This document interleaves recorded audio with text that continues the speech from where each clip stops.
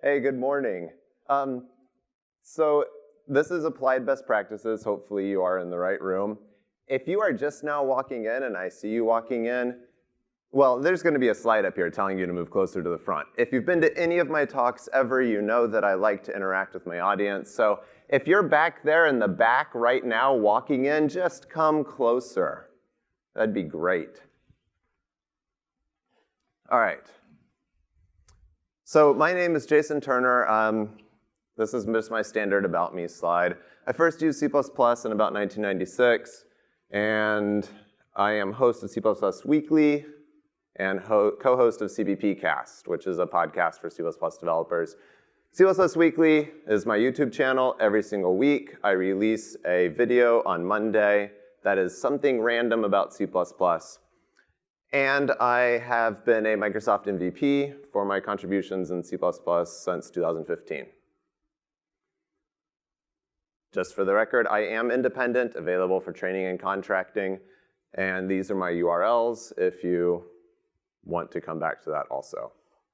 As I said, don't be afraid to move closer to the front. This is a very deep room, can seat like 1,300 people, and there's less than that in here right now, so there's plenty of free spaces.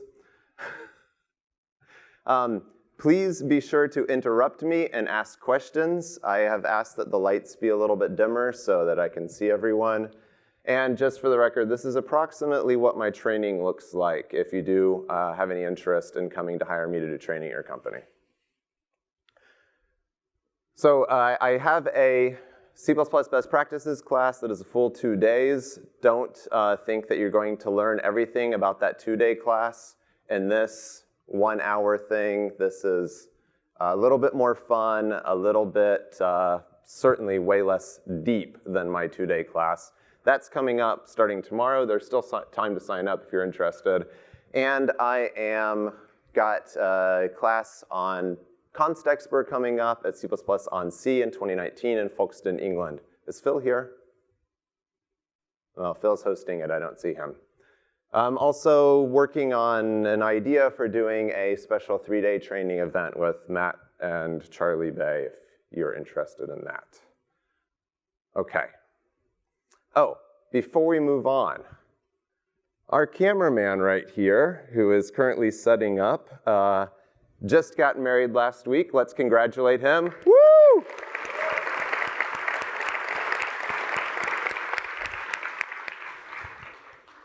And took time out to still do this before going on his honeymoon, so pretty crazy.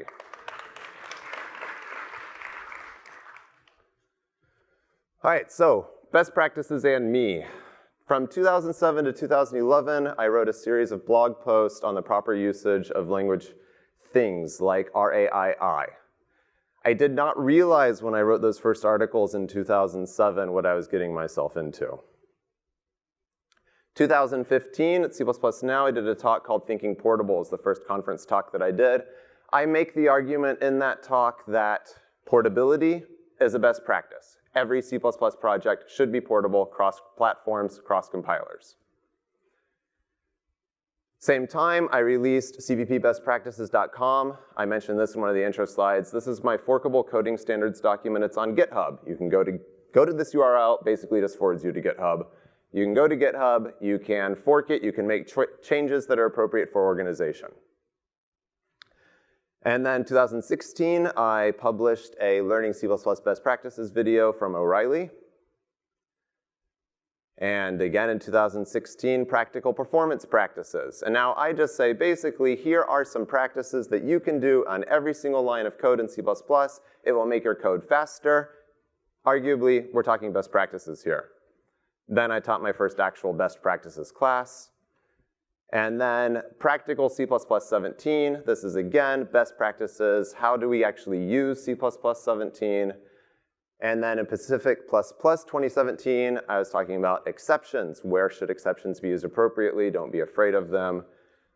I started to realize at some point, this has pretty much been the complete theme of every single talk I've ever given, has something to do with best practices.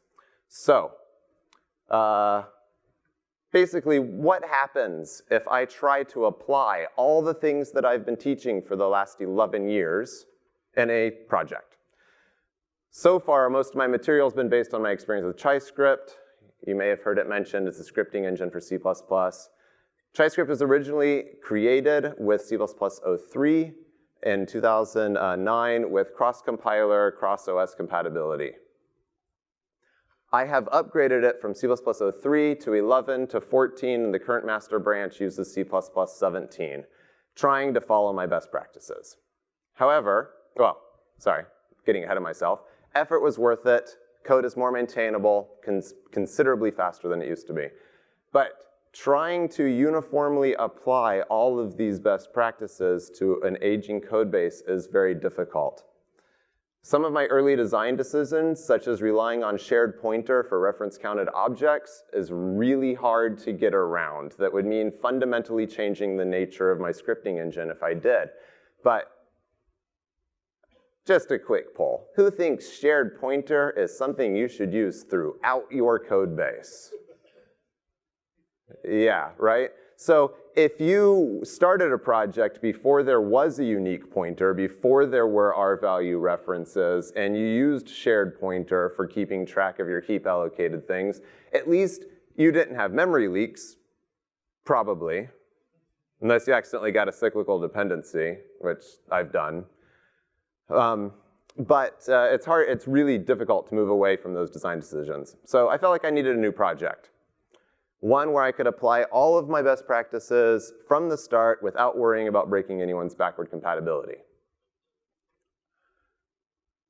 This is a question I've gotten asked many times. How does one go about learning C++? I always suggest that you need a real project to work on.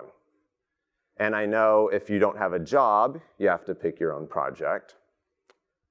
Specifically, you want a project that sounds easy. This is absolute key. And it has to be something that interests you.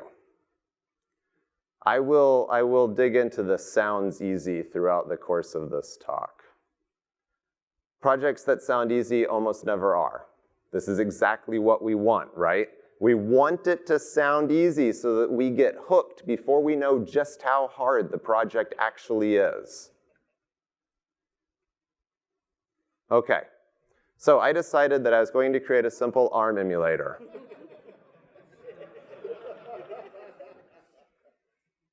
That sounds easy, right? I'm like, well, I have a cousin. Well, lots of people have cousins. I have a cousin who, every time he learns a new programming language, he writes a Game Boy, or an NES emulator in it, that is. And the NES 6502 processor, which I've talked about in other talks, really easy. And the NES hardware is not terribly complicated until you get to like all of the special things that cartridges can do with mappers and whatever. So he's done that a million times. I'm like, I'll just write an ARM emulator. That should be easy. Okay. Well, we'll talk more about that in a minute too. But just out of curiosity, who watches C++ Weekly? Did you see my episode on the constexpr ARM emulator? Okay, well, cool. For those who are on camera, on YouTube watching this, almost no one raised their hand for the second question. Okay. So for the sake of this project, I thought, well, let's start with strongly typed things. I need strongly typed integers, and I'm thinking specifically about like CPU operations. I've got op, maybe some generic instruction. In the actual code, it's instruction, but it doesn't fit on the slide very well, so I shortened it to op. And then, maybe some specific type of operation, something that works with the ALU. Bless you. So I wanted this strongly typed so that I can have more expressive code. So I can have a series of like process functions. They do the correct thing based on which type is passed in. And it looks something like this. I'm using some CRTP. Don't worry about that right now. Any questions about this? Okay. So basically something like this. I've got my strongly typed thing. It has a data member called mdata. This is whatever the value is in there. It's int 32t or something. Do we like this code?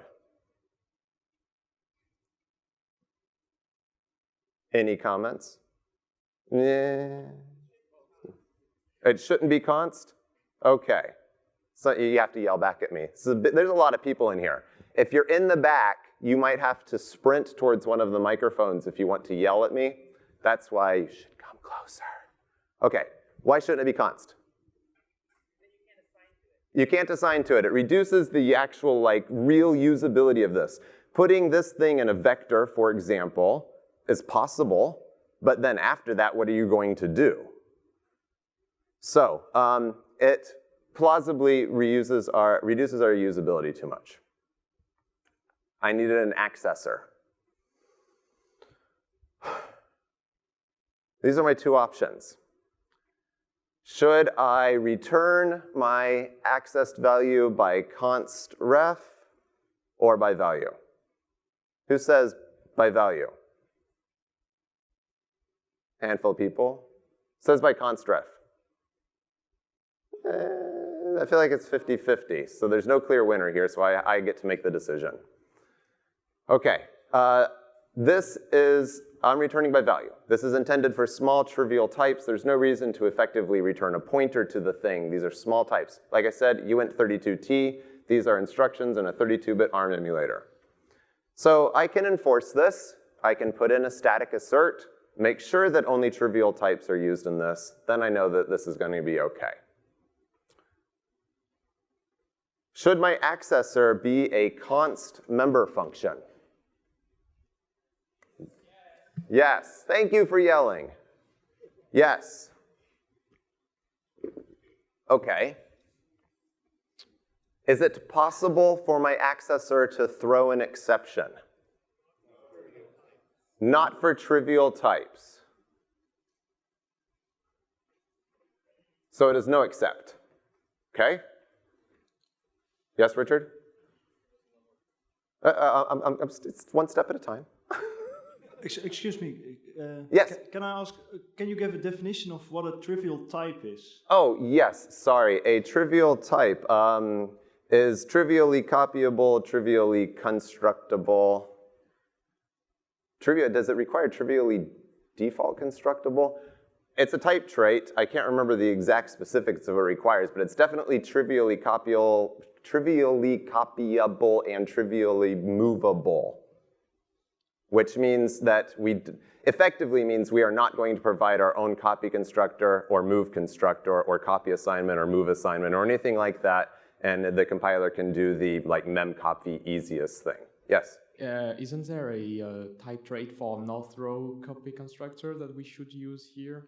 I'm okay with just asserting that the entire thing is trivial here. Does anyone want to disagree with me? Because I am sure there is someone here who knows these type traits better than I do. Who is okay with saying is trivial covers our basis for this? All right, that's like 75% of people. We'll go with it. That's how you do code reviews at your company, right? It's just voting. All right. So can this accessor be constexpr? Yes. Okay, so now it's constexpr. Does Richard have anything else he wants to say? Oh, are you sure? Is it an error to call this function and not use the return value? Is it a logical error in your code if you call this member function and discard the return value? Yes.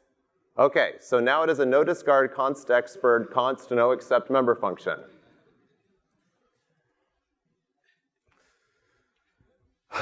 Are we okay? It's a mouthful, yes. Who's okay with this? Who's okay? Only like 3 people are okay with it. There's a couple people. Okay, since I know that not everyone votes, who's not okay with this? Yeah, it's about the same people who said they were okay with it. The rest of you are waiting to make a judgment, I guess. Okay. These are our options for how we could do the return type here. we have our nodiscard const noexcept member function. And we have the option of just using auto return type deduction, option A. We have option B, which is using trailing return type. And we have option C, which is manually putting the return type there in the front. So option A, full auto return type deduction. You vote. Okay, option B. Well, almost no one likes trailing return type. Who likes option C? Most people like option C, okay. Just for the record, I pretty much fall in category A as far as what looks best to me, because I'm like, do I care what the return type is? Yeah, if you saw the lightning talk on almost never always, I forget what it was, but it was about this kind of thing, then almost always avoid auto, yeah. I definitely am not in the category that fully agrees with that. Okay, let's make this slightly more complicated. That was a trivial example. Now we have trailing return types in group A, and we have our return types, well, not trailing return types in group B. Does this change your opinion? Now who says they prefer group A?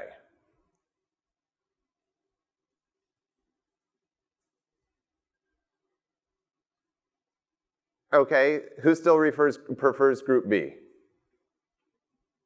Well, I feel like I changed someone's mind. It was a more even split this time. So other people that I've talked to who generally prefer trailing return types, they basically point this out, that by the time we're in keyword soup here, it's hard to see what the name of the function is now. So this is an argument for using trailing return types. Or syntax highlighting, yeah. Well, I mean, this is partially syntax highlighted, right? The keywords are highlighted, but not in different colors. I've had some discussion with people that work on IDEs about the possibility of like graying out attributes, so they're there, but less like mentally, less mental load, I guess, to look at them. Yeah, I don't know. You definitely play with your IDE settings. Oh, whoa. Make sure we're on the right slide. This is a short snippet of actual code that has been slightly trimmed up to fit on the slide. It looks like this. I've got constexpr things, I've got nodiscard on pretty much every non-mutating member function. So any member function that is const and returns a value is nodiscard in this code. Everything is noexcept. Looks something like this. I don't have any, other insights or anything. I just wanted to throw that up there. Okay. So constexpr. What cannot be constexpr in my ARM emulator?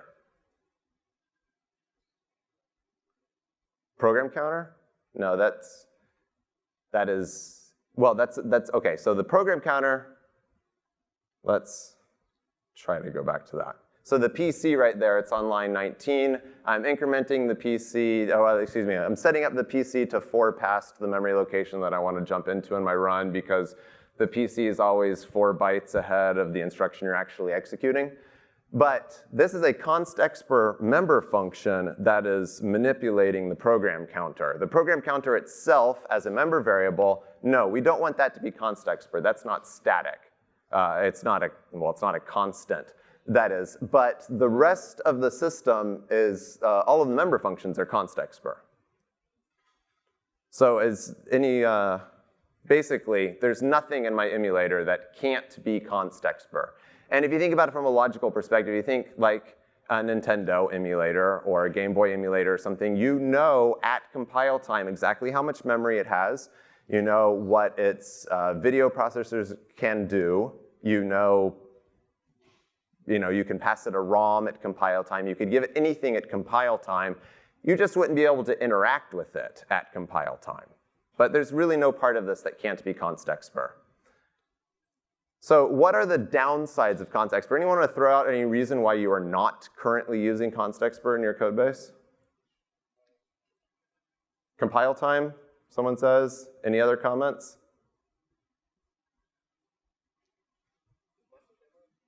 Memory, compiler memory usage, yes? Oh, muscle memory, I'm sorry. Yes, so you're just not used to typing constexpr. I highly recommend doing conference talks about constexpr, and then it just flows whenever you're typing C++. Okay, so this is the real downside. Anything that's constexpr must be in a header, effectively. We must know its definition at compile time like a template, otherwise the compiler would have no way of executing it at compile time. Constexpr, though, being in a header does not, notice the qualifiers, necessarily means slow compilation times, and slow compilation times, generally speaking, come from very large symbol tables. Constexpr doesn't necessarily have to contribute to this, because we are not generating a bunch of new types. We're not doing these crazy template metaprogramming things with constexpr. We don't have tuples that have to generate like reams of code or anything. These are just simple functions that happen to be in a header file with the constexpr keyword in front of them. Do you believe me? Well, I don't have a demo for this set up, but if you go back and watch the YouTube video where I first talk about this emulator, I can actually edit. I can put it in Compiler Explorer, and I can edit it at approximately it can compile at approximately the speed I can type, that is, for the CPU emulator itself. So it's pretty fast. But with everything being constexpr, I end up with my unit test looking like this. I actually have created a static test thing here. This is all wrapped up neatly in Phil Nash's Catch 2 framework. If you're not using that, I recommend it. But basically, if my unit tests compile, then I know that they succeeded.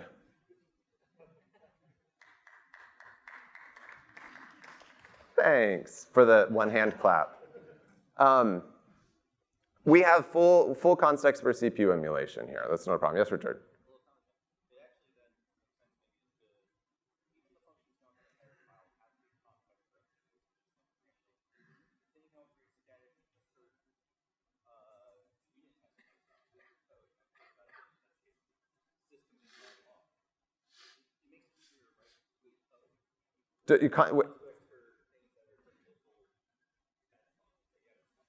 Oh, you're saying just even making your local static functions constexpr if you can. I mean, things that are specific to a one translation unit, not in the header file at all, and just continue with that. Yeah, I will talk a little bit more about constexpr and some of the advantages too here. Although I am moving too slowly, we're going to have to speed up. Okay, we now know provably that we can execute any arbitrary code at compile time. If we have an ARM emulator at compile time, that's Turing complete, right? So we can do anything at compile time. If anyone was in Hannah's talk on, I believe, Monday, maybe it was Tuesday, on her constexpr regex, then you shouldn't be really surprised by this. Okay, what values return from main?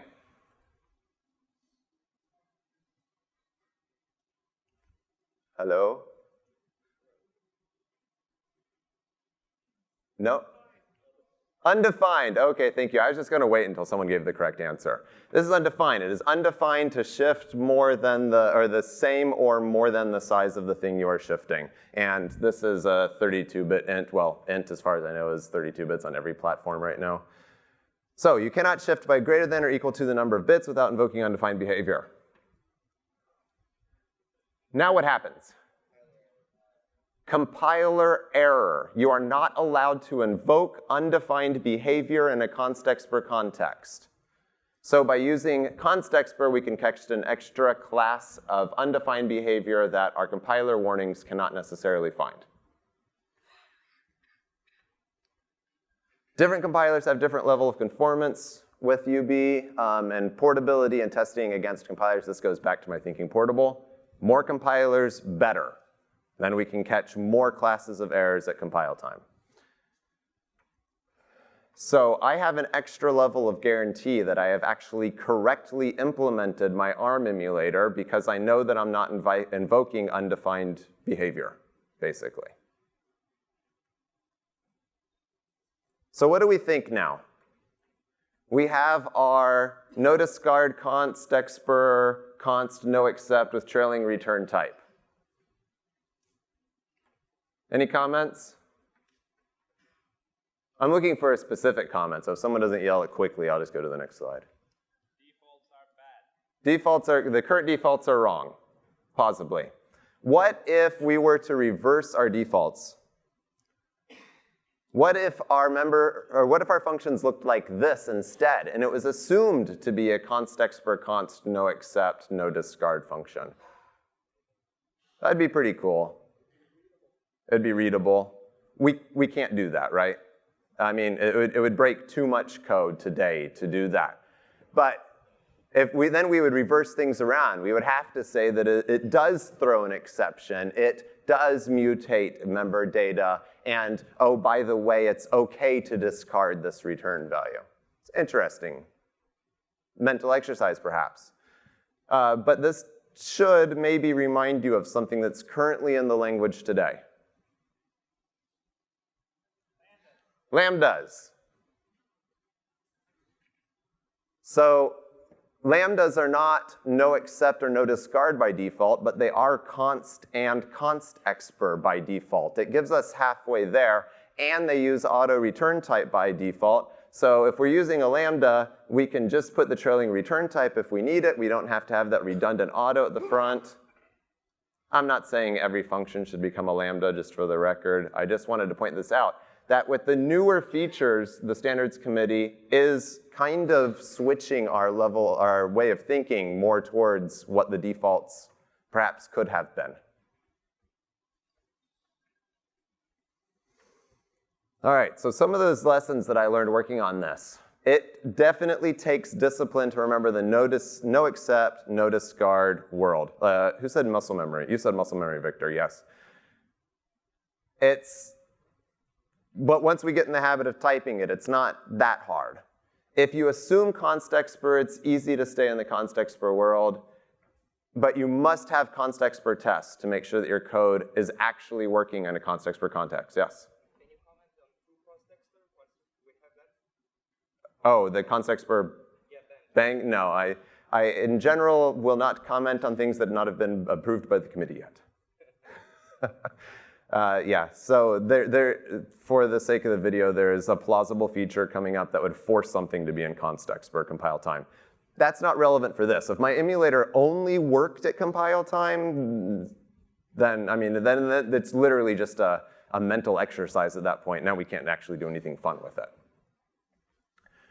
Okay, so our constexpr catches undefined behavior.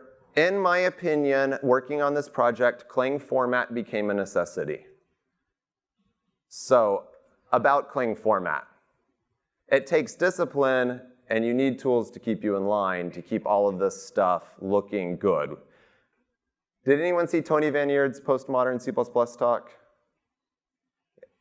Okay. Tony basically argues that code formatters are bad because they take away expressiveness from our code. We can't use formatting to express some meaning. And I watched that talk live, and I agreed with every word he said, and then I started using Clang format, and now I completely disagree with him because I love it. I am able now to just type, let it flow, Clang format, bam, everything looks nice and pretty, and I don't have to go back and think I need to reformat all this to make it look good. I also argue that using Clang format makes accepting patches from other people easier because you don't have to say, well, this is great, except use tabs everywhere. You can say, please run Clang format and resubmit your patch. I also found that it was very easy to become undisciplined when I was working on something I didn't understand yet. When I'm in like research mode, or if I'm using a new library for the first time, then it seems like my brain, like whatever part of my brain that does best practices naturally started to shut down because I'm doing something that I don't understand right now, and then I had to go back and apply my best practices. That surprised me, Maybe it's something you can look for when you're working on your own code. If you're doing something that is unknown to you, maybe the same kinds of things happen to you. So on the note of constexpr, and kind of on the note of what Richard said here, I'm like, hey, everything's constexpr, and everything is in a header file, basically, and then realized, wait a minute, there are some things that don't need to be in header files, right? Like, I have to remind myself of that at this point, but that's okay. We can put things in our CPP files, things that rely on external libraries, code that needs dynamic memory, things that do things that can't be done at compile time. So, I keep mentioning constexpr. That is actually not the point of this talk, just for the record. But I found it interesting, the more I got into this, that constexpr appears to be the subset of C++ that people say they want. No or minimal undefined behavior, exception handling can't happen, no dynamic allocations, we tend to use trivial types, and with trivial types, move semantics are almost completely irrelevant, because we don't have to care about efficiently moving something that is trivial to move. Okay. So I also learned that build system is critical. I already knew that.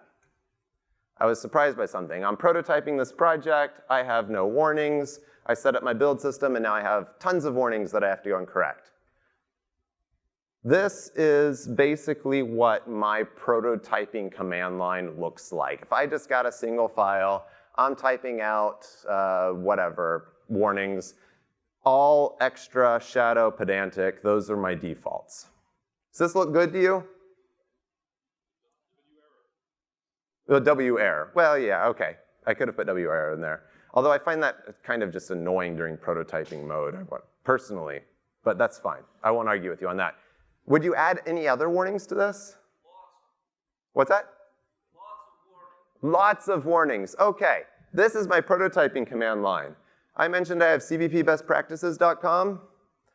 This is my recommended set of warnings on that website.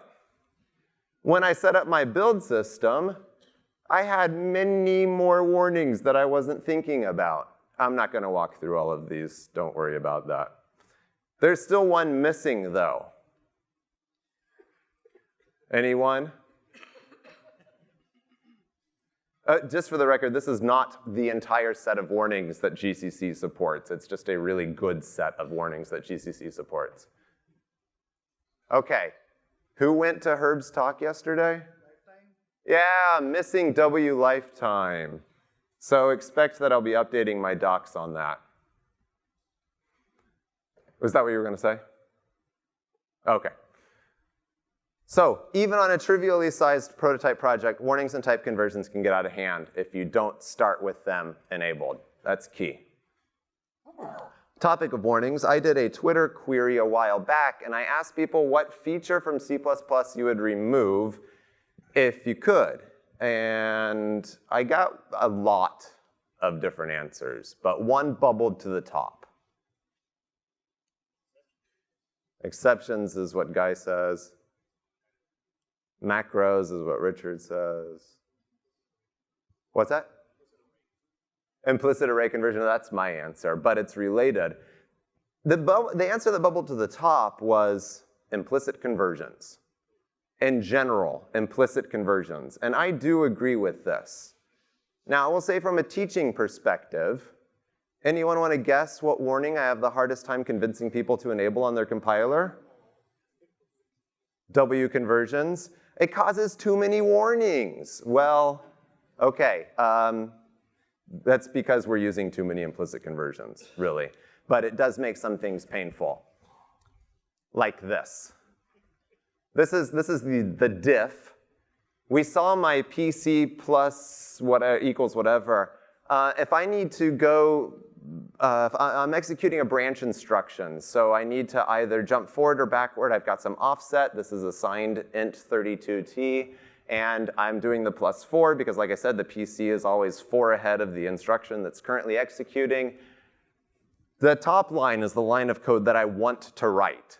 My uint32t plus equals int32t plus 4, basically. No, compiler was having nothing to do with this. I was getting, well, the bottom line is what I ended up implementing, knowing, well, okay, I can rely on 2's complement math here, and I'm 99% sure I'm not doing anything that is undefined behavior at this point because I'm converting that to an unsigned int, and those bits added back into the bits that I care about will do a subtraction if that's what needed to happen. And it works at compile time, so I'm okay with it. But yeah, this was like, I left this warning for like 2 weeks before I finally decided, fine, I'll write all the static cast that I have to there to make it compile without a warning. All right, what warning might we get here? Possible fall through, right? But why? We have an enum class. It has 2 values, and we are checking for both of those values, right? We will get a warning. Not all paths return a value. I think GCC warns and Clang doesn't, or maybe it's the other way around. What do? I have a lot to decide about what to do with this. So let's look at this. I've mocked this up. I've got my 2 options. I'm handling both of the options. And we can look at Compiler Explorer here. And we can see on the right-hand side that when the compiler compiles this, it basically tests to see if the input is 0, the first value. And if it is, then it, let me make sure I'm reading this right. It jumps down to label 1, it ORs out, so it zeroes out EDI, which was already 0. Anyhow, then it calls the T1 handler, otherwise it calls the T2 handler, right? So this is very straightforward code. It says these are the exact 2 possibilities. What happens if I add a third option? So now I've got option 1, option 2, option 3.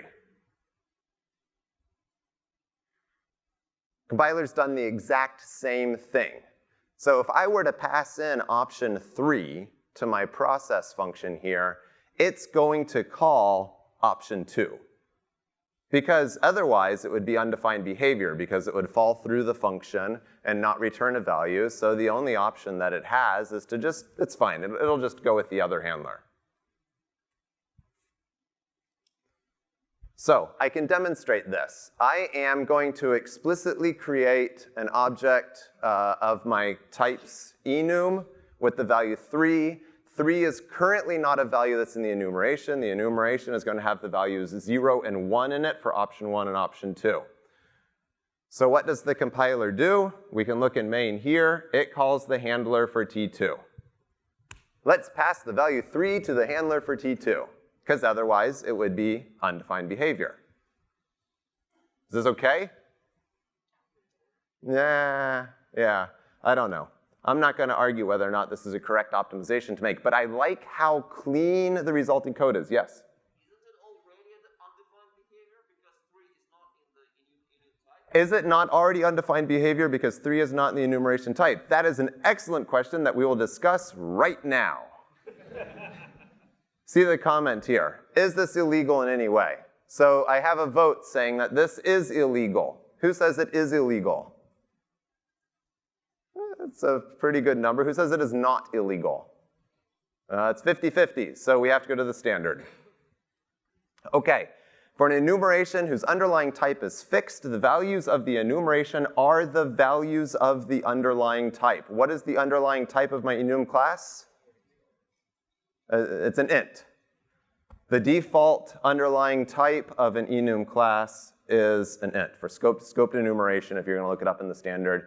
So the underlying type is int. So our value, our possible values, are the entire set of integers. So what happens if I say, well, I need to guard against this, right? Because I need to know if someone actually passed me an invalid opcode.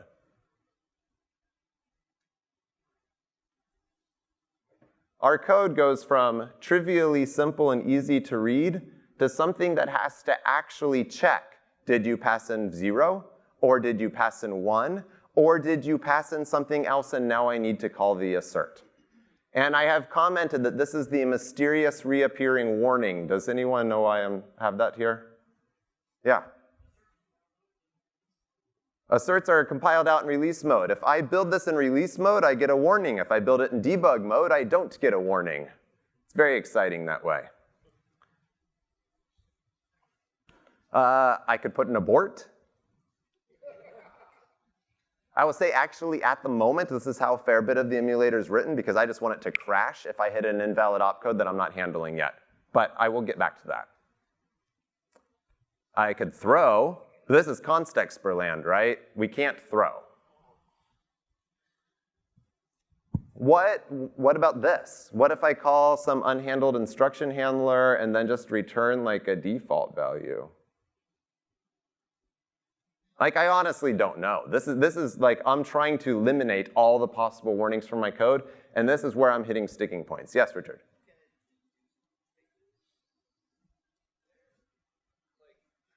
Yes, I'm sorry. The question was, can it deduce what the type is there? That's a good question, because I'm not explicitly specifying the type, and on line 14, would it deduce the thing that was determined by the previous? I thought it compiled, but this might have ended up as slideware, basically. I'd have to double check. Yes? Why am I not adding a default option for the switch? Because I didn't want to add a new opcode to my set of enums and not be warned that I wasn't handling all of the switch cases, right? So if I put a default option here, then I will never ever get a warning again saying that I'm not handling all the cases, even if I go back and change and add new cases. I don't think the default is the right answer here. I think that makes the code too hard to maintain for this example. Stood variant. Stood variant. You see, you all are going to derail me time-wise. Stood variant, I asked myself many questions about stood variant. Stood variant can be used in a constexpr context. It has limitations, though. It cannot be reassigned in a constexpr context. And it actually makes sense if you know anything about how stood variant has to be implemented. The other thing is that it depends heavily on your compiler and your standard library as to whether or not stood variant compiles to something highly efficient like a switch statement or whatever, or if it doesn't. I strongly consider I might go back to variant, but for other reasons, variant is hard for me to use in this code. Okay, subtle rant on my warnings, back to my build system. And I have to move a little bit faster. I have 10 years of bad experience with CMake. Does anyone else have 10 years of bad experience with CMake? Yeah, CMake today is much better than it was 10 years ago. You need to, at some point, start a project from scratch and try to find and follow the best practices for CMake, and you'll go, oh, right? It's like a light bulb moment. CMake format exists. It is like Clang format. You can install it with pip, and it is awesome for keeping your CMake code more readable. Package management. I wanted to put to use package management for the first time ever, so I knew that I relied on SFML, Rang, and Catch2, and I was also considering using speedlog and format lib. Sorry, I saw someone taking a picture. I evaluated Buckaroo, Build 2, Conan. Conan has Conan Center, which is all of their vetted packages, and Conan Regular, which is all the other packages. CVP, Archive Network, Hunter, QPM, and VC Package. This is my resulting chart of the different versions of the projects that were available. Across the top is the current version of each of these packages. If you look quickly, you will see there is exactly one line that actually has all of the current versions of all of the packages that I wanted to use. From my perspective, Conan was the option. I considered going with VC Package because Rang itself is a header-only library. However, see this asterisk right here next to SFML for 2.5.0 with VC Package? That means there are several open issues with it not actually working on Windows. I'm thinking portable, so I needed something that would be able to use SFML on Windows with my package manager. So I went with Conan. While I'm working on this, I had this conversation with my cousin who was recently on the Mozilla Rust team. I say, hey, I wrote an ELF parser for my project. 5 minutes later, my cousin says, look what I just did with the ELF crate in Rust. Okay. I said, I did not even consider looking for an ELF parser for C++. Like, it didn't cross my mind. And I've been programming in C++ for like 20 years. I'm not used to this mentality of looking first at our package managers. So I think as we are moving forward as a community, we have to start getting in this mindset of stop reinventing the wheel. Start using other packages when we can. I've only personally used package managers in Ruby and Python, where I didn't really care what the license was. It was for small internal packages. Our packages managers right now make it very easy, plausibly too easy, to add new dependencies without considering if we have a compatible license. So I think we need our package managers to start perhaps doing some sort of license check for us. I think that's quite doable. And if you were in Patricia's talk, Making It Fixable, which was earlier in the week also, she pointed out that our package managers should warn or error if we install a package with a known vulnerability. This would be a great way for us to stay on top of vulnerabilities in our dependencies, if it were done. So, as I mentioned in my previous talk by this name, basically every program I've ever written has had to run on multiple platforms. If you really care, you can go back to that talk, but it's something like 5 CPU architectures across 4 different operating systems. I prefer working on Linux, but I want to reach a wider audience with Windows, maybe Mac OS. These are huge. Trusting and using thread, file system, regex. Now, granted, file system didn't come until C++ 17. The compiler support has been a little slow, but all the compilers support it now. Thread, people complain about. Regex, people complain about. I'm going to ask this question again. Who was in Hannah's talk on the compile time regular expressions? Yeah, so our standard library regex, is it outstanding? No, probably not. But it does exist. It is a good utility. Use it. If you decide that you actually need something with better runtime performance later, that's an optimization.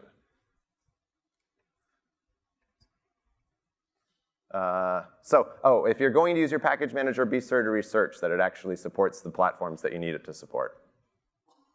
Okay, so who saw my Commodore 64 talk in 2016? Cool. I had a ton of fun working on that project. Just for the record, it's one of the most fun things I've ever done. But each line of C++ in that project was carefully crafted to emit the exact CPU instructions that I needed it to emit, so that it was possible for me to translate it to 6502 assembly. It was extremely fragile, and a little secret is that it couldn't actually handle function calls because I had no stack handling, and I had no jump. When I had jump instructions, I had no stack handling of any kind. Super fun to work on, taught me a lot. I wanted to bring this fun to other people. This is why I started working on this ARM emulator, but without these limitations and with the goal of making it a learning tool. This is my basic concept. Commodore Basic meets C++ with Compiler Explorer. I will demonstrate. I think I'll demonstrate right now.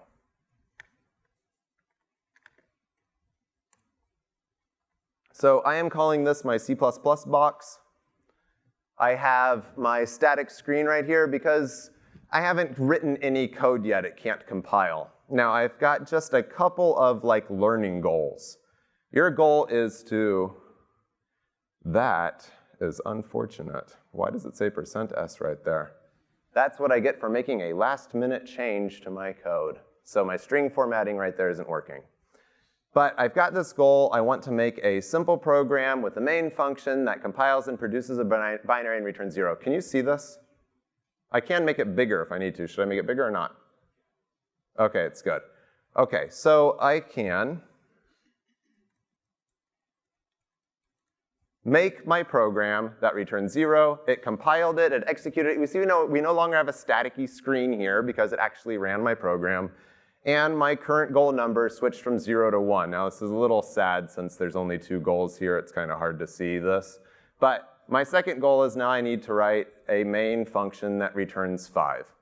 Now for this one, we're going to go ahead and put this in pause mode. And we're going to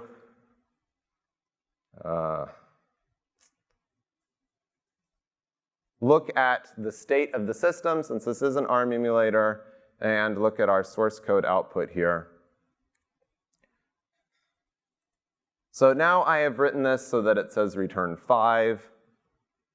And we can see that we are currently paused on the first line of main. And we can look at the memory output here and see that we are getting ready to move 5 into R0. This is the return value for an integer, a function returning an integer on an ARM. And we can step through this. We have our goal up here.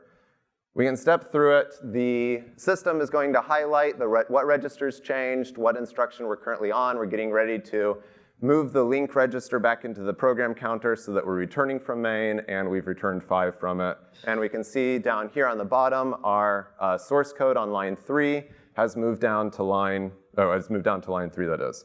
So I step down 1, I return 5 from main, I got a checkbox. This is the ultimate goal, to make this fun to program in C++. So that's my trivial learning example. And so far, that little screen on the side doesn't seem very meaningful. But we can, do some simple graphics output kind of things with it. And this is, it's all a work in progress. But you can, just leave it run live and pause and step through it at any moment and see, really what the compiler's done with your code and what you're doing. So that's the concept. I have 8 minutes. So my project, I said at the beginning, you want a project that sounds simple. Ultimately, my simple project had an ARM CPU emulator. This is expected. A GUI front end, expected. A basic ELF parser, not expected. Well, this needs to be cross-platform, right? I'm compiling with Clang to ARM on Windows on my x86 box, right? So I can compile object files, but I can't compile executables. So I ended up having to write a simple linker to be able to look up symbols, and I had to partially stub out the C standard library to get this to work. But this is the point of a project that sounds simple, right? Now I learned 10 times as much as I expected to. My goal ultimately with this project is to kind of gamify learning best practices. So you get points for using const, using constexpr, that kind of thing. You get negative points for extra CPU instructions executed, warnings generated, whatever. The limitations right now, the standard library support is limited. No FPU support yet, that's planned. No exceptions yet, no RTTI. We'll see about those. No static initialization, that's definitely fixable. So who thinks that I should implement this so that you can use exceptions and RTTI in this learning how to program C++ tool? 3 people? Yeah, all right. What's that, boss mode? Actually, Richard, on a serious note, I was considering that when you're on level 0 learning, that features are disabled. You can't type the template keyword, you'd get an error in the system. For example, force people to take it one step at a time. And then once you've leveled up, now you're allowed to use templates. So, Guy. This was in Guy's talk earlier this week. This was his experience with getting his IO2D compiling with a package manager. So I wanted to mention this. This is my entire, well, it's missing just the testing lines. This is my appveyor.yaml file.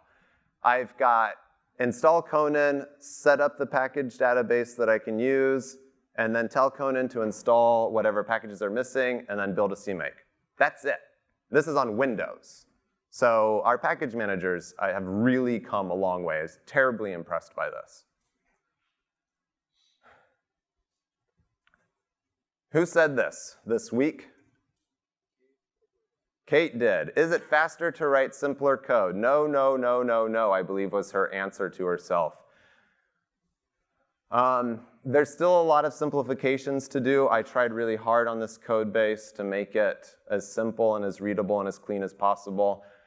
But it's currently at 2,500 lines of code. I feel like that's pretty good for an ARM emulator, ELF parser, a simple linker in the GUI, personally.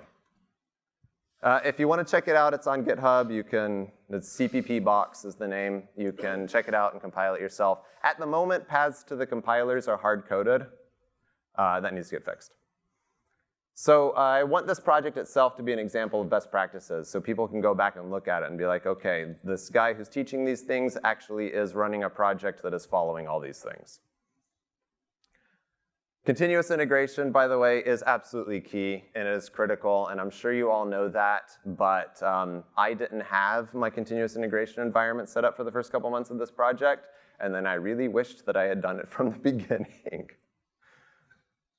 Okay, I want to point this out. The pain of setting up your CI helps you refine your build story. Once I set up my CI was when I really realized that, yes, my build script can, in fact, be just this simple. Okay, and that wraps us up. This is me. Does anyone have any questions? We have just a few minutes left.